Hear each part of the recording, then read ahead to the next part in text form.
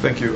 Can you talk to us about what documentation you may have found there? Was it a bank vault worth of information, and are you able to potentially get some additional leads out of the information that was found? The people who were on the compound took advantage of their time there to make sure that we were able to acquire whatever material we thought was appropriate and what was needed. And we are in the process right now of, looking at whatever might have been picked up. But I'm not going to go into details about what might have been acquired. We feel as though this is a very important time to continue to prosecute this effort against al-Qaeda, take advantage of the success of yesterday, and to continue to work to break the back of al-Qaeda. Was it a lot of information? How would you describe in terms of the volume? We are trying to determine exactly the worth of whatever information we might have been able to pick up. And it's not necessarily quantity, frequently it's quality. Now that you have Osama bin Laden, can you tell us how close the U.S. has gotten to him in the past beyond Tora Bora? Any other close calls that we have not been informed about? Over the years, Tora Bora was certainly the last time that we had actionable and what we thought was very credible information about where he was located. A number of leads have been pursued over the years. I think what this operation demonstrates is that there are some very, very good people who have been following bin Laden for many, many years. They have been very persistent. They have pulled on every thread, and as a result of that diligence and their analytic capabilities, they were able to track this and continue to build a body of evidence that suggested, circumstantially, that bin Laden was at that compound. That's what they did. It was much greater confidence that we had in this body of intelligence, in this body of information we've had since Tora Bora. Still, though, there was nothing that confirmed that bin Laden was at that compound, and therefore when President Obama was faced with the opportunity to act upon this, the President had to evaluate the strength of that information and then made what I believe was one of the most gutsiest calls of any president in recent memory. And in the lead up to that final mission, can you talk to us about how the anxiety of not being able to track or even get the name initially of the gentleman who led you to the compound? Counterterrorism work and doing what's called targeting analysis is exceptionally tedious and painstaking as far as taking a little bit of data and piecing it together and trying to correlate it with something else. And as a result of the information that we had in a very generic way about these couriers and individuals who were cutouts for bin Laden, over time we're able to piece together additional information, get the name he was known by, his nom de guerre, associate that then eventually with his real name, associate that then with other things that real name was associated with, and track it until we got to the compound in Abbottabad. And then over the past 6 months, with trying to ensure that we had the best visibility in terms of understanding what was happening at that compound. That body of evidence kept accumulating to the point when the President said, I want to have operations against this compound. I want to know what the pros and cons are of them. I want to have options, and I want to make sure that we take into account the safety and security of the American people, of the Americans that would be conducting this operation, that we look at it from the standpoint of limiting collateral damage and making sure that we're able to maximize the chances of mission success. And ultimately, we got to that point. We can bring those together. The President made the decision, and the results, I think, speak for themselves. Jeff, you said that Osama bin Laden was actually involved in the firefight, and it has been reported that he reached for a weapon. Did he get his hand on a gun, and did he fire himself? He was engaged in a firefight with those that entered the area of the house that he was in, and whether or not he got off any rounds, I quite frankly don't know. Go ahead. I was thinking about that from a visual perspective. Here is bin Laden, who has been calling for these attacks, living in this $1 million plus compound, living in an area that is far removed from the front, hiding behind women who were put in front of him as a shield. I think it really just speaks to just how false his narrative has been over the years.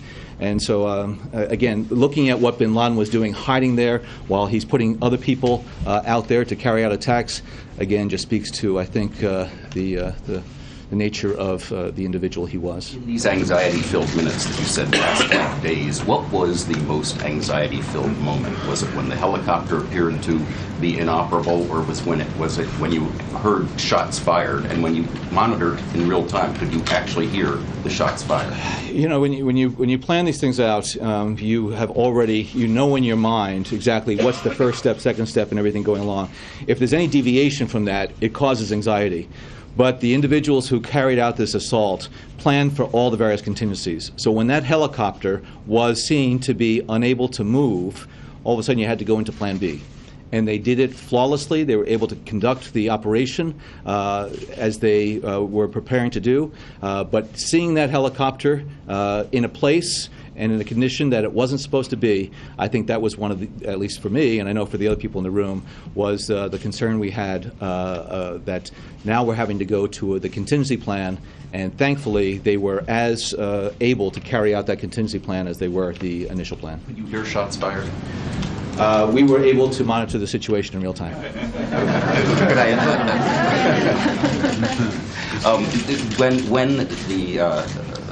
When he actually, can you describe any reaction by the president specifically when it became clear that this was Osama bin Laden and that he had been killed? Do you remember the president's words or reaction from the president? Well, you say when it became clear, and that's one of the things that we had to do throughout the course of this operation. When we heard that the individuals who carried out this assault felt as though they had an individual who appeared to be bin Laden, that is one data point. Then there were other types of things, facial recognition, height, the preliminary DNA analysis. So there was an incremental buildup.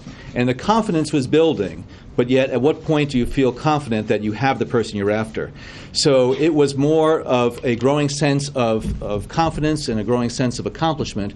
There wasn't one aha when people say, you know, okay, the DNA results came in. No, this is something that was building over time, and we made a decision then last night because we felt as though we were confident enough to go out to the American people and out to the world to say, we got him. The president's reaction at any time?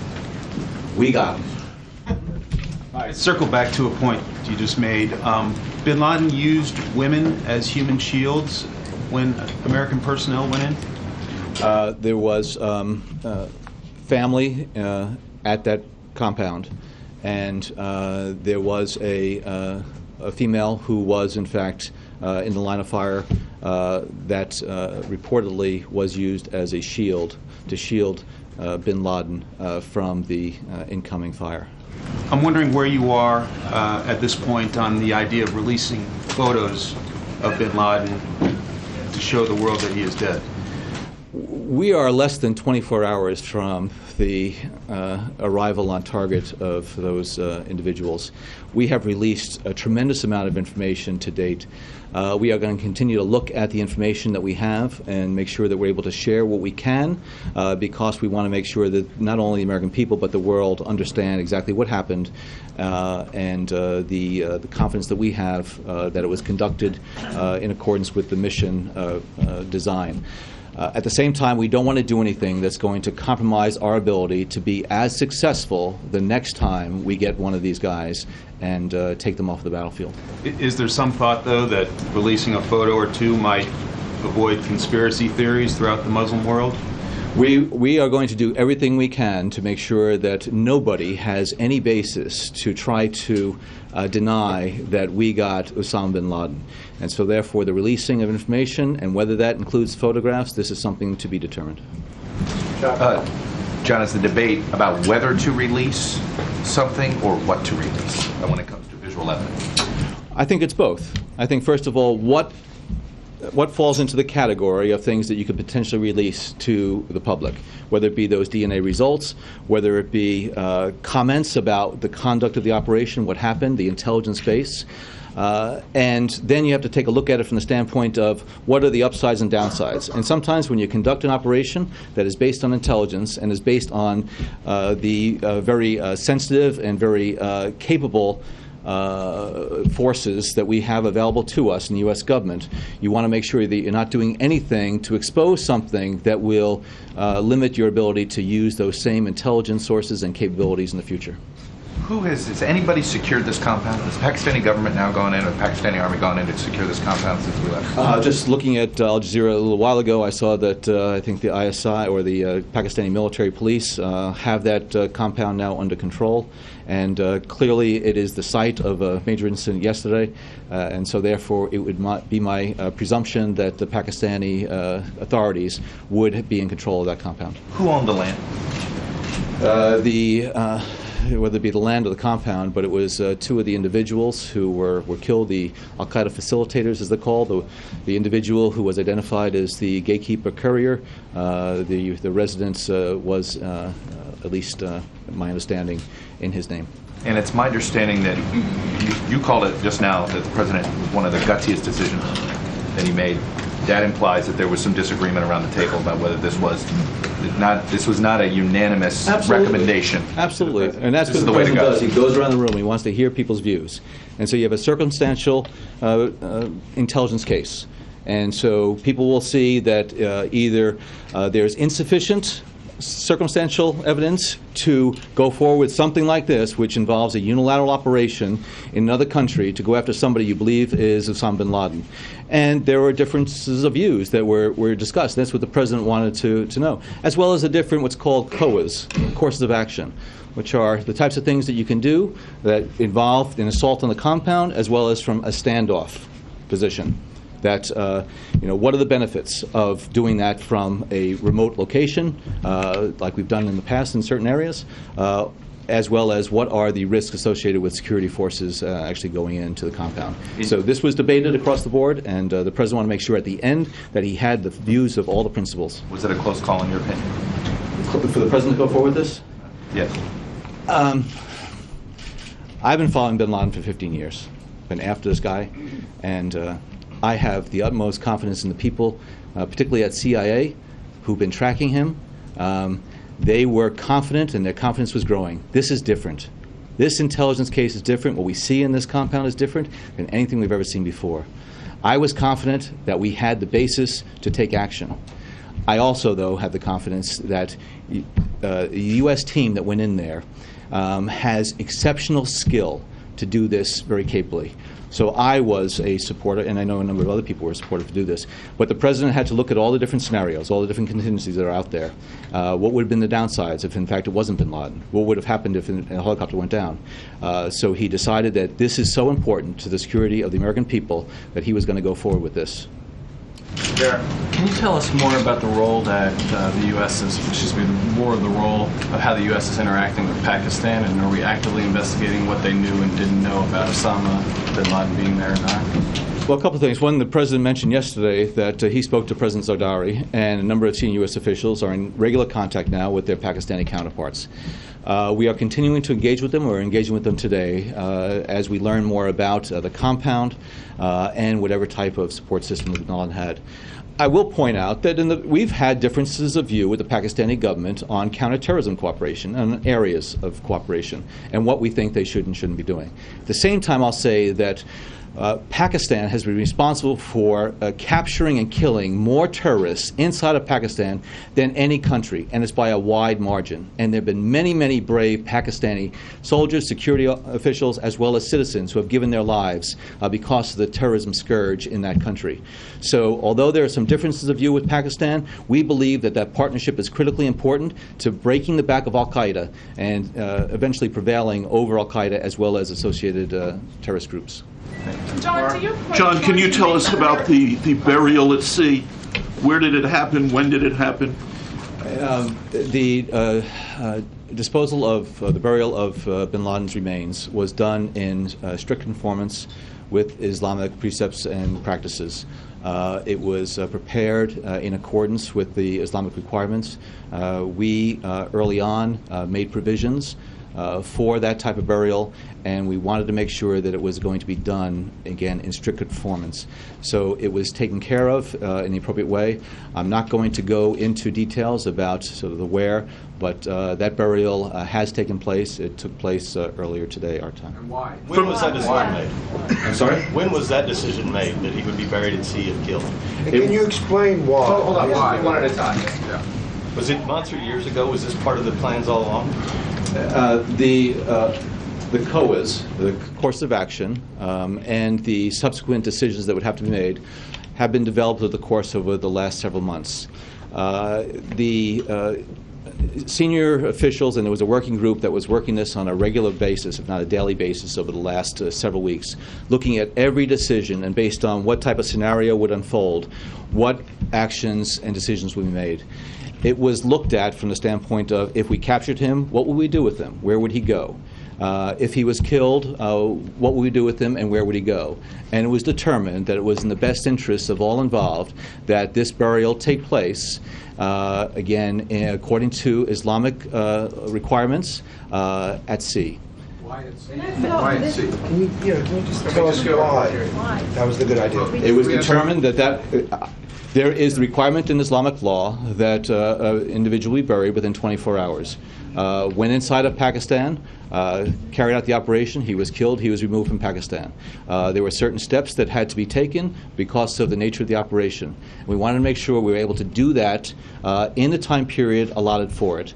Going to another country, making those arrangements, requirements, would have exceeded that time period in our view. And so therefore we thought that the best way to ensure that his body was given an appropriate Islamic burial was to take those actions that would allow us to do that burial at sea. John, did you consult a Muslim expert? We consulted the appropriate specialists and experts, and there was unanimity that this would be the best way to handle that. And last question, do you know if detainees at Gitmo have been informed of what has happened to... I do not know.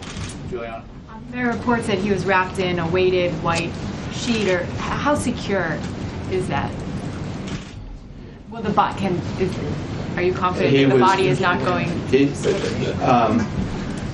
Burials at sea take place on a regular basis. The U.S. military has the ability to ensure that that burial is done in a manner that is, again, consistent with Islamic law, as well as consistent with what the requirements are for burial at sea.